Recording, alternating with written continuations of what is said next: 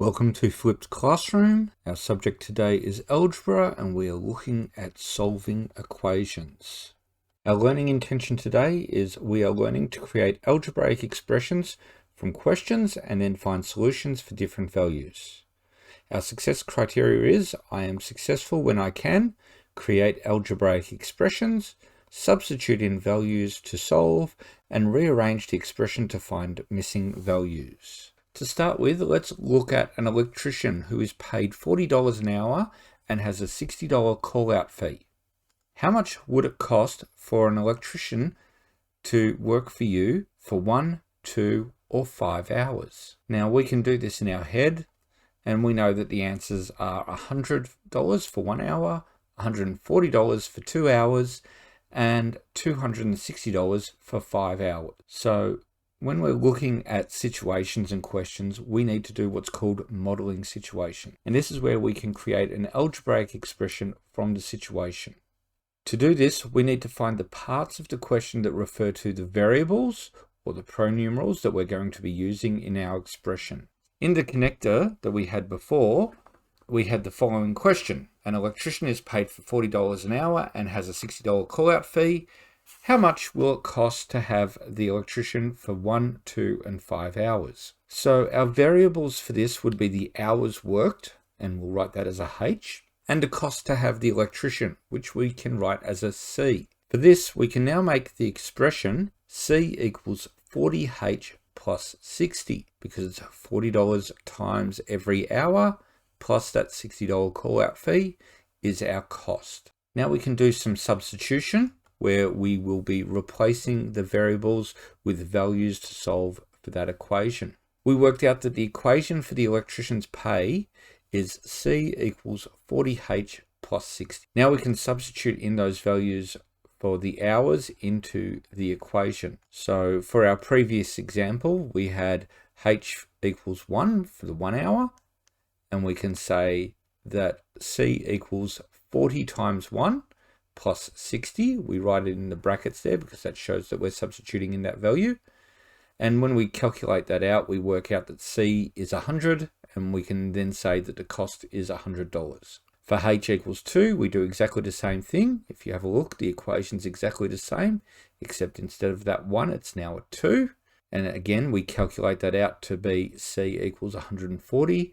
So we can say that the cost is $140. And for the 5 hours, we do exactly the same. C equals 40 times 5 plus 60, and we get C equals 260. So we can say that the cost is $260.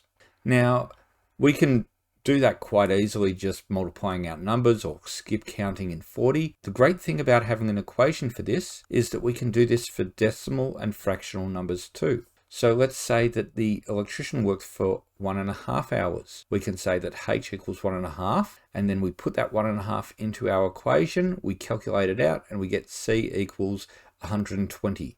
So we can say that the cost was $120 for that 1.5 hours of work. We can use substitution and rearrangement to help us solve other types of questions.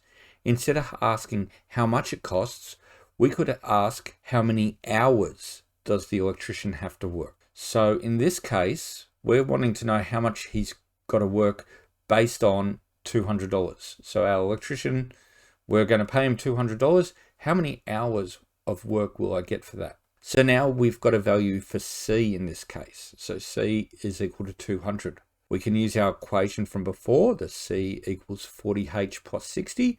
But this time we're substituting in the 200 into the C variable. So I've rewritten that as 200 equals 40H plus 60.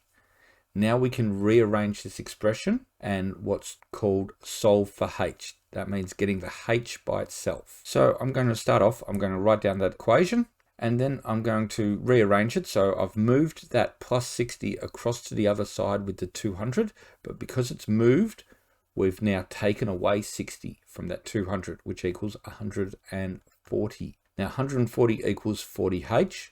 The opposite of multiplication is division. So I'm going to divide both sides by 40. That cancels out that 40 on one side and puts it over to the other. So I've got 140 over 40. Now I'm going to calculate that out, and I get H is equal to 3.5. So I can say that the electrician needs to work 3.5 hours to earn that $200. We can check this by taking that 3.5 hours and putting it back into that equation from before, and it will come out as C equals 200. I'm going to do a worked example now, and our example is creating an expression for the area of a rectangle if the length is 3 centimeters more than its width. And then we need to work out the area of the rectangle if the width is 10 centimeters. So I'm going to think on my left-hand side, this is what's going through my head, and my right draw on the right-hand side is what I am showing my teacher. So let's start off with the width. If I call width W, then the length is going to be 3 centimeters more, which means that's going to be W plus 3. So I've got my expression or my variable for width, and I've got my expression for length based on the width. Now, the area A is length multiplied by width. So I take my length, which is W plus 3, and I multiply it by W.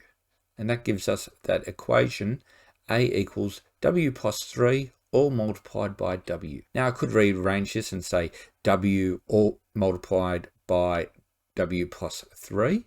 So I could write it with the width at the front, but I'm keeping it in this order because we know that area is length times width.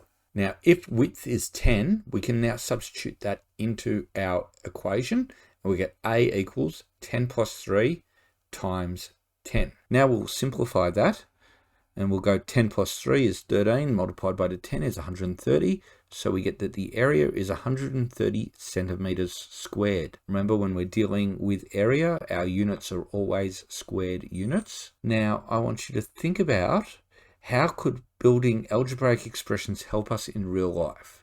And I'll give you some hints. Think about shopping or traveling. As always, like and subscribe, and come back here for more videos on maths.